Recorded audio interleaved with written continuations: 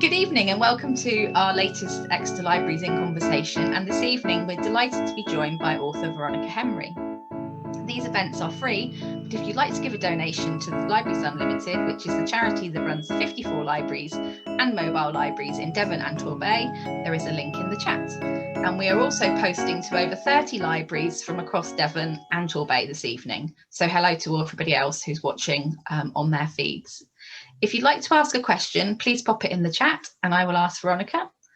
So I'll just introduce Veronica. So thank you for joining us. And Veronica, as a child, an army child, went to 8 different schools, including the Royal Bath School, where she learnt Latin, how to make rock buns, and how to take your bra off without getting undressed, which I think is a very useful skill. I won't demonstrate it. But... No. She went on to study classics at Bristol University, followed by a bilingual secretarial course, a surprisingly useful combination. I can imagine in your job that is very useful. So Veronica landed a job as a production secretary on The Archers at Pebble Mill. I remember Pebble Mill, probably quite a lot of people won't, but where it used to take her 2.5 hours to type out the Archers script on an old typewriter. Duties range from recording the sound of new piglets to playing Peaches the barmaid in The Cat and Fiddle. There was never a dull moment, and The Archers taught her that everyone needs an escape from everyday life, and I think the last year has definitely taught us that. From there, she became a script editor for Central Television, working on legends such as Crossroads and Boone. And then when she started a family, she became a freelance scriptwriter, writing hundreds of hours of television drama, including Heartbeat and Holby City. In 2000, she got her first book deal. And it says here, you're currently writing your 20th novel. Is that right? Oh, do you know what? I've literally just delivered my 22nd today. So this one, which I'm going to hold up now, which we're going to be talking about this evening. That's a kind of a bit of a one-off because I don't count it as a novel because it's short stories and recipes. So that doesn't count. Well, it doesn't. Is that 23 then? Yeah, I guess so. So Veronica also writes for newspapers, magazines, and also speaks regularly at literary festivals, libraries, WIs, and charity events, talking about her career and inspiration for her novels. So good evening. I will just go back to the book because I've got a nice little sort of token from our friends at the Cookery in Crediton, who've kindly given us a code for 20% off signed copies of A Day at the Beach Hut if you order before Sunday. And if you'd like a dedication in the book, please put a message in the comments box when you order it, and the Cookery will post it out to you. There is a link on the event and also in the chat, and signed copies will be available in the shop from the 22nd of June. So, good evening. Now we've done all that bit. It's lovely to see you again, and lovely to see you. And congratulations on your latest book, A Day at the Beach Hut. So, would you like to give us an overview of the book? Yeah, I mean, it's a sort of bit of a mixed bag, really. It's a combination of, well, I pitched it to the managing director of Orion. We had a dinner one night and I just said, I've always wanted to write a recipe book. What about a recipe book based around beach huts and what you eat on holiday? We'd had a few Negronis by then. And I don't know if she regretted it the next morning. But she said yes. But I didn't want it to just be, it's not a recipe book for passionate cooks. It's fairly simple, straightforward, easy stuff. So I wanted to put something else in it as well to make it a bit special. So I thought, well, what about a combination of short stories all set around the row of beach huts that all the beach hut books are set in, and recipes. And, there's a few fun things like, the top 10 beach reads to take with you on holiday, or, my personal preferences, and kind of summary playlists and the top 10 ice creams. So it's a sort of a celebration of an English summer by the sea, really. Yes, it's a bit of a mixed bag of things. It's the sort of thing to keep by your bed, really, to pick up if you get a bit of insomnia. If you're a woman of a certain age and you wake up at 2 in the morning, ding, that would be the perfect thing to pick up and just sort of unwind. I mean, as you said, it's very different to your other books.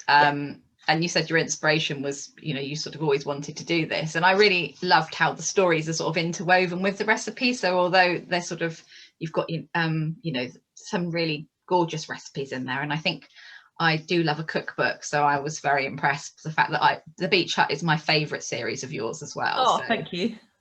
So I thought, yeah, definitely want to try the punchy crunchy coleslaw. So Oh, yeah. try saying that with your teeth out. And the strawberry mule sounds amazing. Oh, yeah. Yes, who doesn't love a cocktail with strawberries in it? Yeah, so I mean, the idea basically is it's a day at the Beach Hut, and it takes you through from kind of breakfast until sunset. So each story is set up throughout a different character throughout the day, so a different beach hut, and then after the story is the recipe for the food that they're eating within that story, or inspired by the story. So yeah, no, it's kind of... So anybody who is listening tonight who hasn't read the other books in the sort of Beach Hut series, they're not a series strictly, are they? Because everybody's got a different... There are they're sort of recurring characters. It is in the same place, isn't it? It's all set in the same place, but the characters are always different. So you don't have to, you know, because they're different people who are staying at the huts. So you don't have to have read one to read another. So they're standalone stories, but all set on Everdene Sands in a row of beach huts at various different times of year. So is Everdene set on it because you live in North Devon, and so is Everdene set in North Devon, or is it is it amalgamation of other places that you've visited? I live in Willicombe, so we have beach huts here, but the beach huts in my books are slightly more elaborate in that you can stay overnight. They're kind of magical, a bit like Narnia beach huts. Yeah. You kind of walk in and they've got kitchens and beds, and you know, so that although they're not necessarily luxurious, they're certainly, because otherwise if it's just you need people to be staying the night to make the stories exciting. Really, them to be there for a certain amount of time. So so there are beach huts like that, but they're more down in the south of England, like Southwold and Mudderford. So there are beach huts like that. So it's a kind of combination of Willicombe, Saunton, which also has beach huts. Yeah, it's just imaginary, I guess, but inspired by reality. But everybody sort of, all the books in the series sort of touch on life's events, really, don't they? So you've got one at Christmas, and you've got the one at the wedding, and the first one, which has got lots of little sort of introductions into, you know, sort of people's lives and what's going on. When you is it important for you to sort of write about these sort of almost like everyday occurrences that we all sort of encounter at some point in our life? Yeah, I mean, when I originally pitched the idea to Orion, I was sitting with my kids on the outside, you know, I'd rented a beach hut and I was sitting there. They were frolicking about in the sea, and I was passing egg sandwiches around, and you know, I was just sitting there basically eavesdropping on everything that was going on. And it kind of reminded me a little bit of, I don't know if anybody ever saw The Street by Jim and McGovern, which was set in a street, you know, different story in each house. And I thought, this is like The Street meets the Bowden catalogue. So that was literally my pitch to the publishers. It's like, hey, how about a novel, you know, The Street meets the Bowden catalogue? And they went, yep, stop what you're doing and write it now. Oh, really? Yeah, and it kind of wrote itself. It was because it's sort of, everybody goes on holiday and it's all supposed to be wonderful, but actually you take your baggage with you on holiday, don't you? And the pressure to have fun, be relaxed and fabulous is enormous. And sometimes it's when everything comes to the boil, you know, when you've got time out and you suddenly think, oh God, can't stand this person I'm with, or you get thrown in with a bunch of people that you don't really want to be with because you've been put under pressure to go on holiday with your in-laws or your brother-in-law or somebody's best friend that isn't your best friend. So it's quite interesting. Holidays aren't always what they should. No, not at all. But also, especially if you go with kids, it can be quite stressful. Hugely stressful. So I kind of wanted to reflect that, and you know, we're all undergoing everything, all at, you know, so people go on holiday and their bad times don't necessarily, you know, that comes with you. If you're ill or you're going through a divorce or having trouble at work, that comes with you. But also if you're in the throes of a fantastic affair or romance or something exciting, that comes with you too. So yeah, it's real life. It's it's a soap opera really by the sea.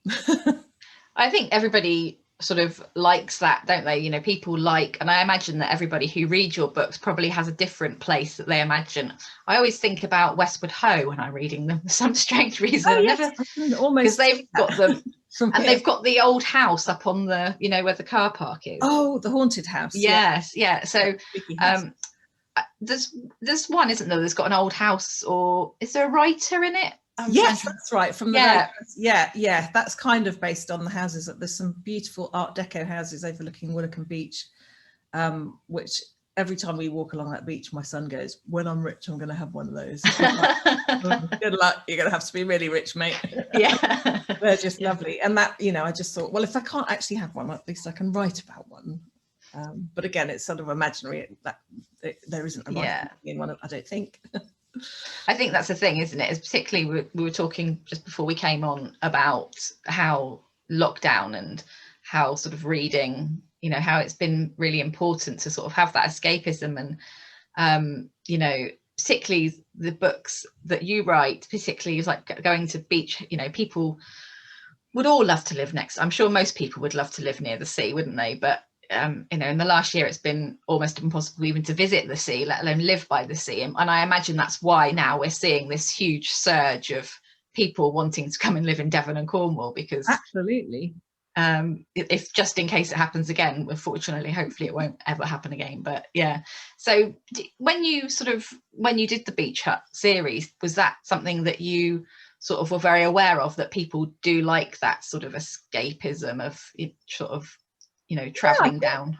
I think so, because that's what I did. You know, I used to live in the Midlands near Birmingham, so and we kind of escaped to the seaside. And yeah, I think it is a big dream of a lot of people. Yeah, but you know, sometimes it's good to reflect that it's not always a dream come true.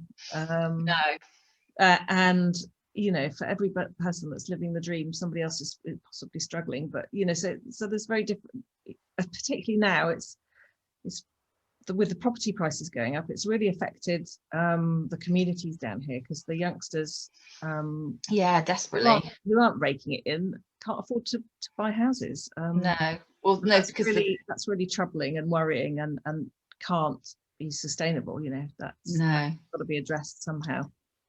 But that's political. I don't sort of that's quite but I know, I think it's just, it is topical as well, isn't it? It is, you know, it's very apparent in Devon and Cornwall at the moment that, you know, our wages aren't huge, and the house prices are going up. So yeah, so we'll move on to so I've got a question from Elena, who we're talking about, who's your publicist, who says, good to see you both and hear more about Beach Hut.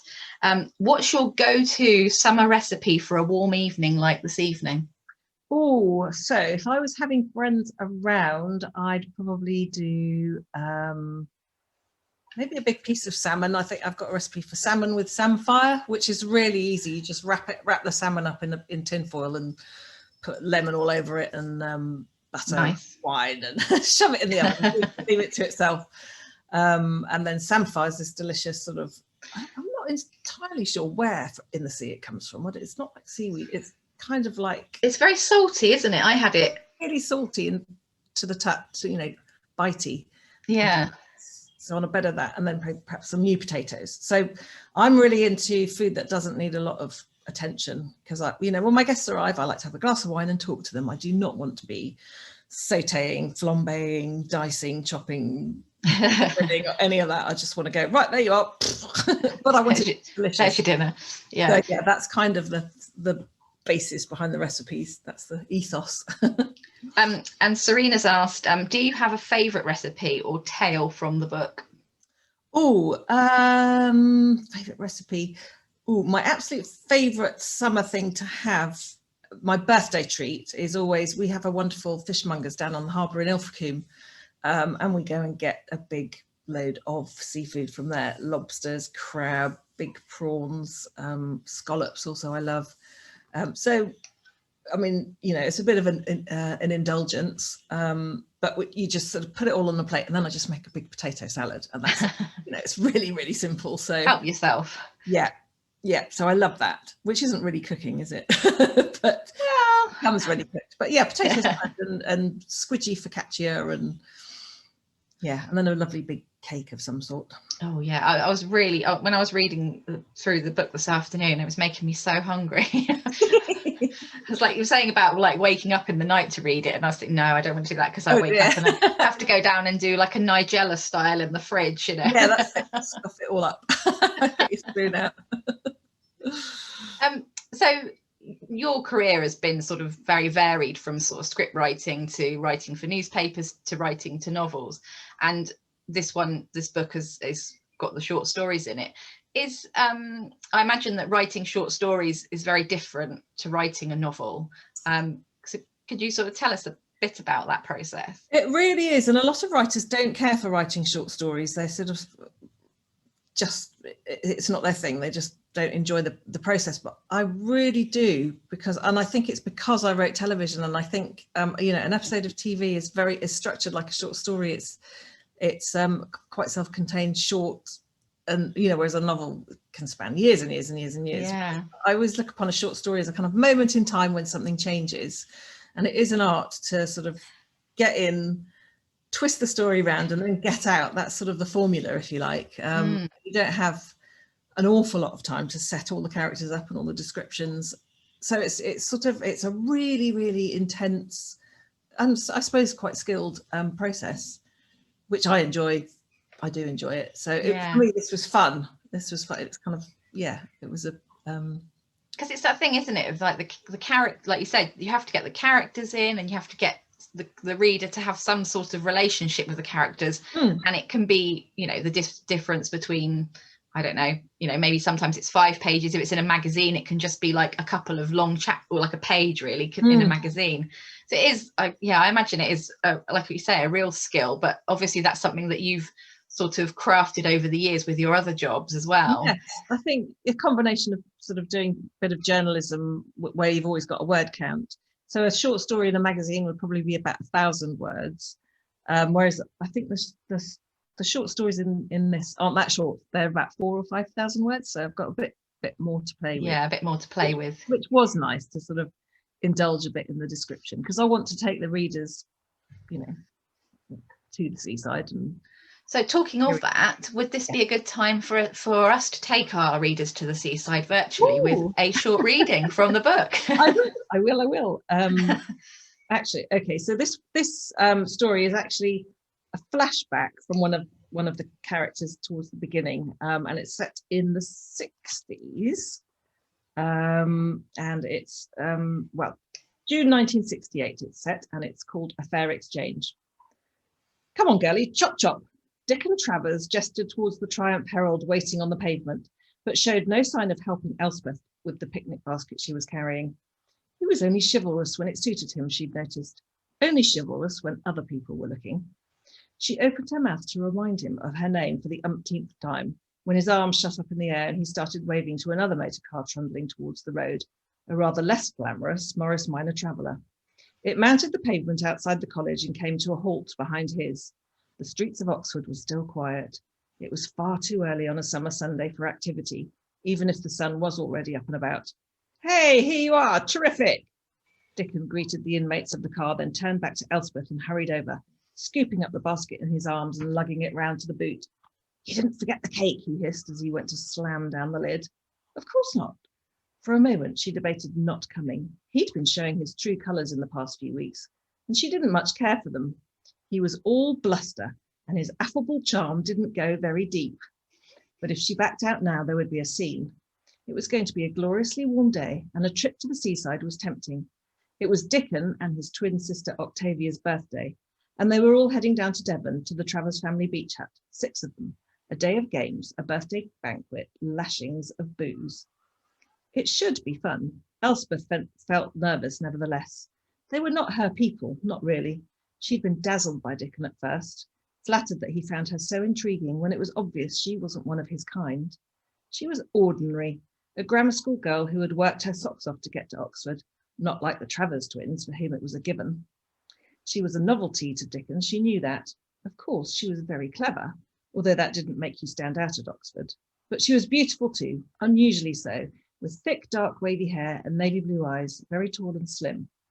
Her height made her self-conscious. She felt gangly next to most girls and longed to be petite and dainty. Her arms seemed too long for any of her blouses, and she thought her knees knobbly. But people, men, seemed taken with her. Her looks seemed to be a ticket, even if she didn't always have the confidence to go where that ticket took her.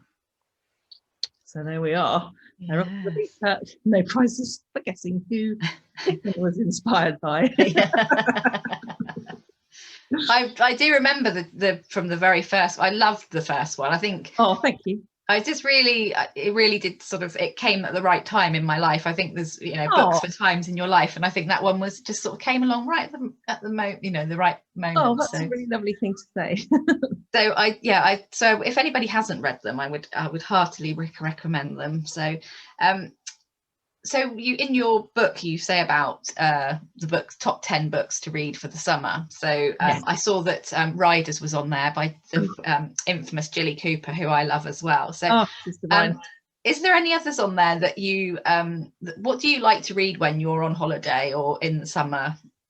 Gosh, I always go blank when people ask me that for a start. But I think to say everything and anything, but sometimes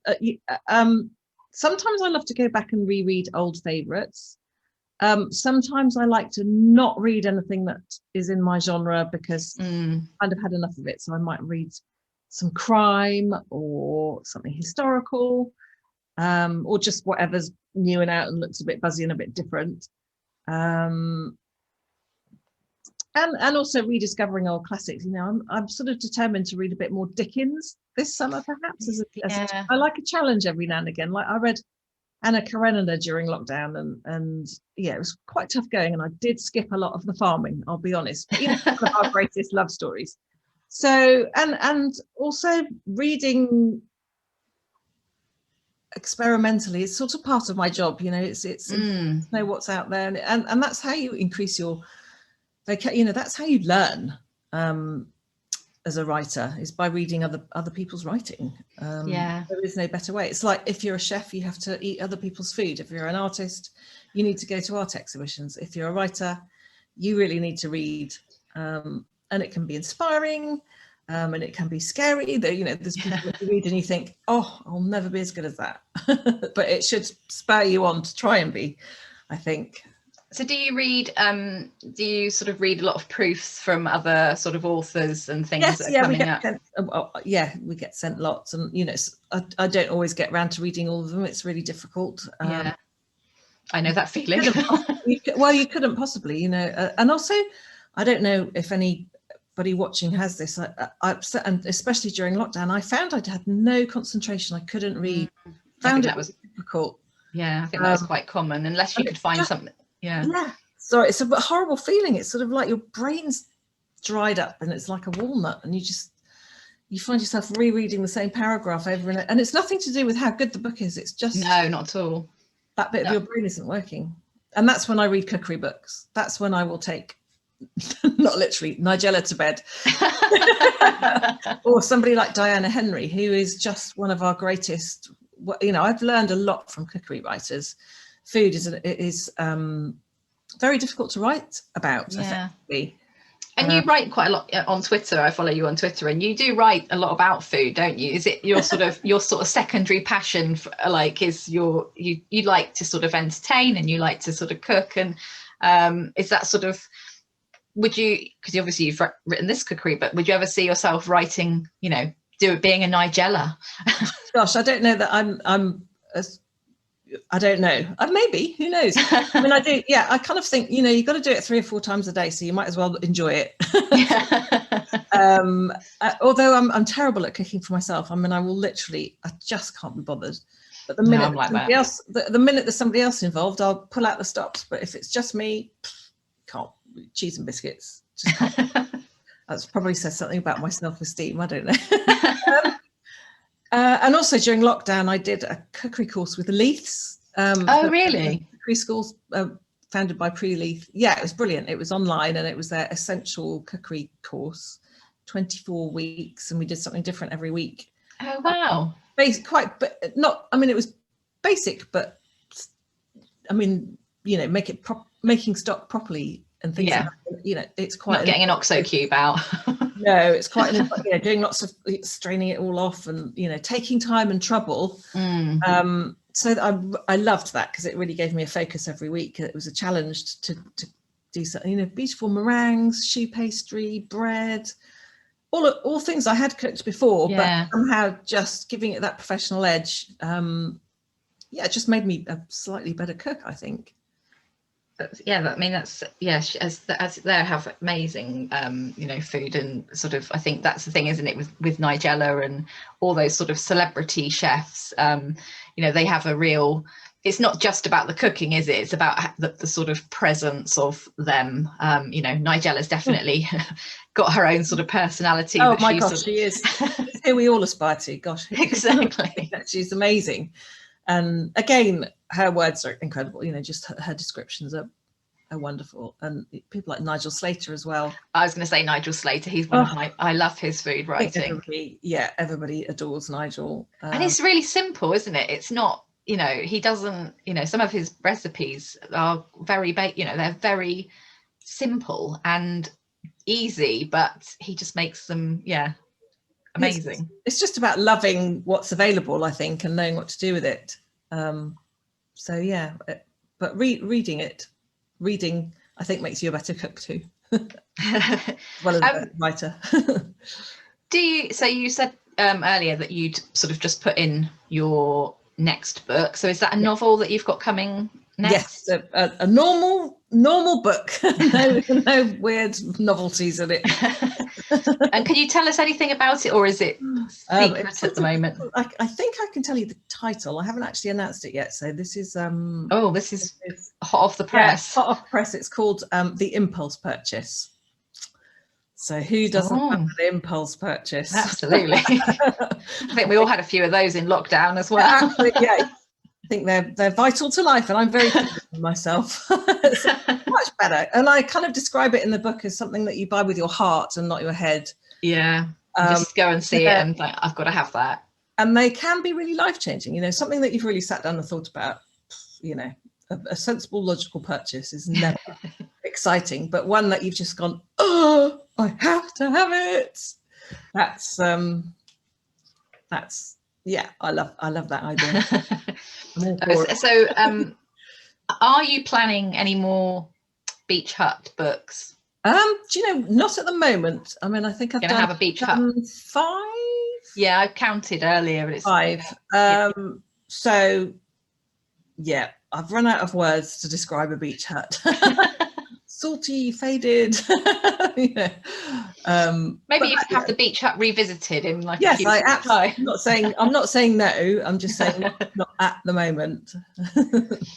So with you've got sort of years of experience, and so if somebody out there tonight is listening that's thinking about putting pen to paper, whether it's a short story or whether it's a novel or whether it's just something for themselves, what advice would you give them? I think the most important thing to do if you want to write something is write it.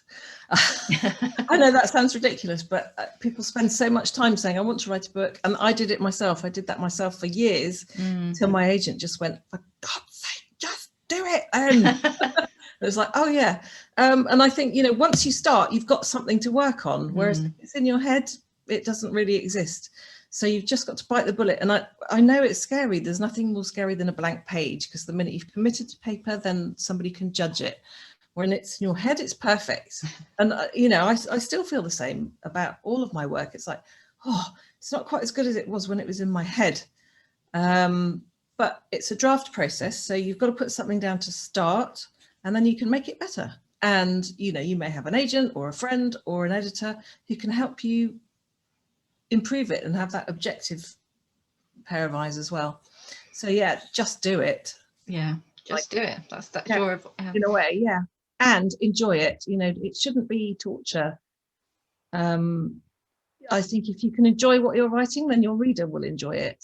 And if you find it painful and unpleasant, then that's going to come through in the writing. So try and just sort of forget about it a little bit and just do it. Go with it. I can see your fairy friend behind. Yes. Oh, hello. She hates me on Zoom. She's like, oh, Don't. What are you doing? What are you doing? My cat jumps on me when we're on Zoom, and she's like, "What are you doing, human? Don't look at them. Look at me." Yeah, she's funny. So, with your writing, have you ever thought about? Obviously, you've written. This one was touching on cookery. Have you ever sort of thought about another genre? Is there any other genre that you'd like to? Would you like to write a dark crime or a? Do you know, lots of writers always want to write in another genre, and so many of my genre have switched to darker things. And sometimes sometimes I don't want to write happy endings, and sometimes I want horrible people that do awful things. And yeah, I am tempted, but I've spent a long time building up a career writing sort of relatively feel good fiction, so I'd be slightly insane to flip into another genre like a crime or thriller or domestic noir, very competitive genre, and start again. So I just keep my dark fantasies to myself, really. And it is, I mean, your books are, like you said, they are uplifting, and they are they do have a happy ending. And I think that's probably why a lot of your readers read them, because they don't want to read. There's a lot of misery in the world, so actually it's nice to pick up. With Jill and I were talking about that last night, about how it's just nice to have something that's nice, and there's still bumps and lumps on the way, but oh gosh, yes, it'd be really boring if it was happy at the beginning and happy in the middle and happy at the end. So bad things happen, of course they do. People are ill, people get divorced, people have a hard time, people get sacked, people, all sorts. But yeah, in the end, it's uplifting and hopeful. But I think it's my theory that there's two kinds of books. There's the thrillers and there's a domestic noir, which are, people read them and think, I'm glad that's not my life. And then there's Jill's and my kind of book when people are like, I want my life to be like that. Yeah, and that's my theory about how they separate out. And it depends what mood you're in, whether you want a kind of few. Yeah, that's really interesting. Murdered. Crime is so popular. Yeah. And I think it is like your books are escapist for that reason, for the fact they're uplifting, and that people can go to the beach, or they can go to Cornwall, or they can go to the Cotswolds, or wherever that sort of place is. And place is very important for your novels, isn't it? Because that's the place that people are going to escape to. Whereas in a sort of a domestic noir, it's more about the characters, but also people maybe sort of step into those characters in the same way as they step into your characters, because they want to experience it from a safe distance. Yeah, so exactly. Get the thrill of the and so so they're great, those domestic noirs or psychological thrillers, because we've all met a bunny boiler or slightly unhinged person that we just think, God, I would cheerfully push her down the stairs. So they're quite relatable in some ways. Yeah, I think it's like you're saying about, I'm thinking about like Agatha Christie and those type of books where you've got your big house, and a lot of the characters are loathsome. I mean, sometimes in your books you have loathsome characters. I can think of there's one, isn't there, which is the one, I can't remember which one it is, which has got the domestic violence in it. Is that the Beach Hut one? Is that the Christmas one? Yes, there is quite a pretty unpleasant character in that. Yes, from their past. He was a bit over enthusiastic at one point. The Christmas one is like you said, about that sort of where life gets too much. And Christmas is another thing about like holidays, isn't it? It's like where everybody expects it to be perfect, and so you go on holiday, and like you said, out the Boden catalogue, and everybody's on the beach with a hamper, and it's all wonderful, and you haven't stopped 3 times on the road on the way down because your child's been sick, or that it's very, I call it sort of Instagrammable, isn't it? That sort of exactly. And that's what I wanted to reflect on the Christmas one particularly, was this idea that Christmas has to be perfect. So the heroine, Lizzie, she's at home getting Christmas ready, and her own ungrateful family are just out and about doing as they wish. and haven't come home to decorate the tree with her, and don't care that she's made the big lasagna. And I think any woman of my age who's tried to pull Christmas together for a family with teenagers in it can relate to the fact that she just went, do you know what, I'm off. Yeah, I'm not doing this anymore. There's the turkey, there's Delia Smith, figure it out.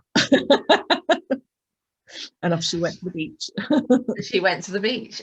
Yeah, I really liked I think the other thing that in the day at the beach hut as well, you say about so the first story, which I'm just trying to remember the name of the lady, Elspeth, isn't it? So she's the sort of that nice intergenerational sort of, you've got the grandmum and the grandkids together, and I won't give it away, but I really like that as well. I really liked the sort of that intergenerational sort of older character being sort of part of the story, and actually it was really nice, and I felt that I knew her really quickly, although it was only a short story. Yes. So the bit I just read is her flashback, but the first story is is her at the beach now as a grandparent. But we see a lot of that's a multi-generational thing down here. Yeah. We've got a hotel locally, and it's very often Granny's paying. She's, the grandparents have brought the whole family, and it's really lovely to see that whole. Or there are, there's houses here that are obviously owned by that in the family, and thriving, and I love that whole thing. I think that's what's quite nice. That sort of setup. Yeah, no, I think that's really nice, and I think that you sort of almost feel like them when they're sort of, you can sort of imagine them in their big beach hut, which is like a house, isn't it? But like the TARDIS. Yes. But it's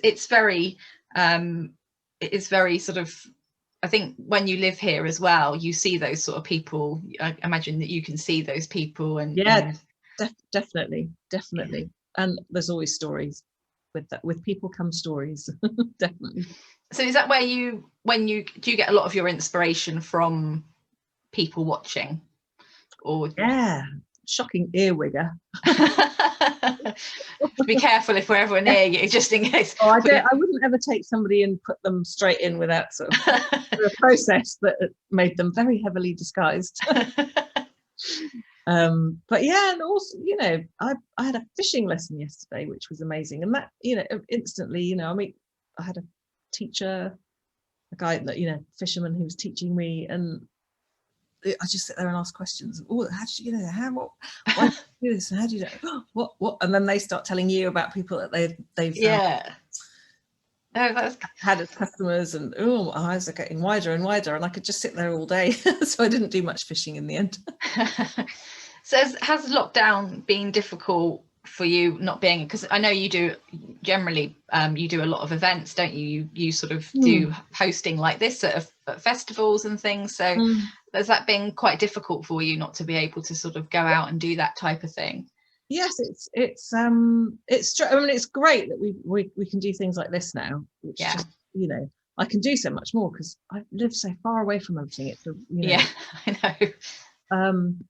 But I'm starting to be able to do real life stuff and go in. I did last week. I went to 4 bookshops in South Devon. I saw, yes. Oh, and it was just lovely. And they were obviously really excited because they hadn't that long been open, and they hadn't seen writers for a long time. And it was just a really joyful experience just to go and talk to them about what's selling, what they're enjoying, and just be. And 2 of these bookshops were quite new, which is really I saw. There's one. Is it King's Bridge? Ivy Bridge. Ivy Bridge. That's it. Yeah. Brand new one. And Totnes. Oh yeah. So that was just a joy, and I went to the one in Kingsbridge and Dartmouth as well, which are quite well established. That's what's getting confused. But it was great to be back in the saddle and chatting books with people. We're really lucky to have, as well as sort of all the libraries, to have our sort of independent bookshops in Devon, because we have got quite a few sort of dotted around, and it's we obviously have some of the chains in the biggest cities, but not so much out in the little. So it's nice that they can sort of survive and flourish. Oh, no, it's great, and they all seem to be very healthy. And then I'm going to Crediton next week, as you know. So yes, I shall look forward to that. That'll be nice. That's not so far from you, is it? So, but big events, Yeah, it's still tricky. Obviously, I know I'm signed up for Appledore later this year, but it's been very difficult for people to organise. Obviously, with things changing yesterday as well. Yeah. It's hard. Normally I'd have been doing Foy Festival this year. Yeah. But, Yeah. 2 years running, that's not been able to happen. It's difficult. It has been very hard. So we'll see, and hopefully we'll come out of it. And because I think it's great meeting readers, and it's great for readers to meet writers, I think.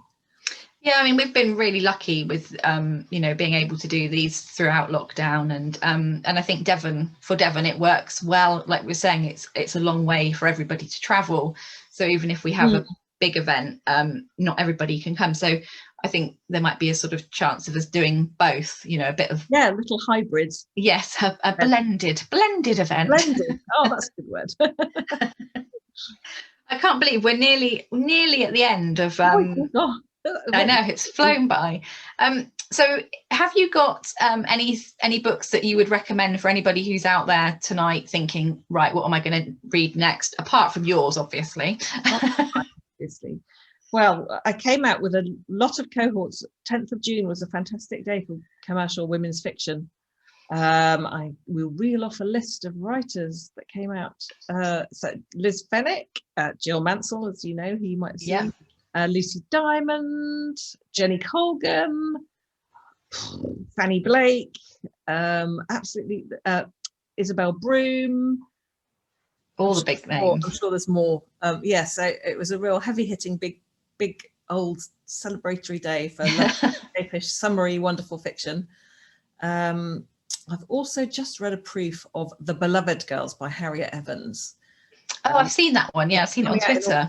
And that's a real whopper of a book. So if you want to get really lost in something, Harry's writing is just so beautiful and so evocative and so detailed and luxurious. It was a real pleasure. So I can recommend that highly.